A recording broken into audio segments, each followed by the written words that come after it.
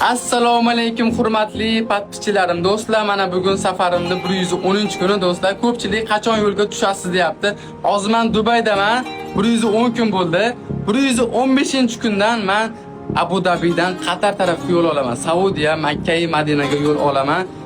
Bu yog'i ponni cho'l do'stlar. Duo qilib tursalaring bo'ldi. Yo'limdan nima chiqadi, hammasini yengib inshaalloh yetib boraman.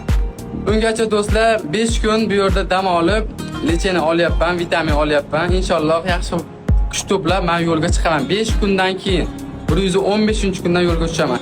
Ungacha shu Dubayda do'stlar eng mashhur joylarida haligi talantlarimni shar bilan shu Dubay ahliga, ya'ni butun turistlar ko'p ekan bu yerda, shularga video qilib chiqarib turaman ungacha. Keyin 5 kundan keyin yo'limda davom etaman.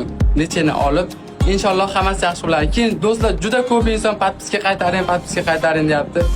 Men sizlar yaxshi xursand bo'lish uchun qaytaraman, lekin ko'pchilik podpiska uchun, u uchun, bu uchun deyapti. Kelinglar, men to'ydim.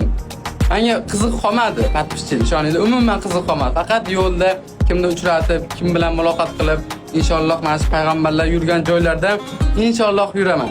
Payg'ambarlarimiz yurgan joylardan yurib, sizlarga duo aytib, inshaalloh hammasi yaxshi bo'ladi. Niyatni yaxshi qiling, yaxshi niyatni kuzating. Alloh sizga beradi va belgi beradi sizga, hammasi yaxshi bo'ladi.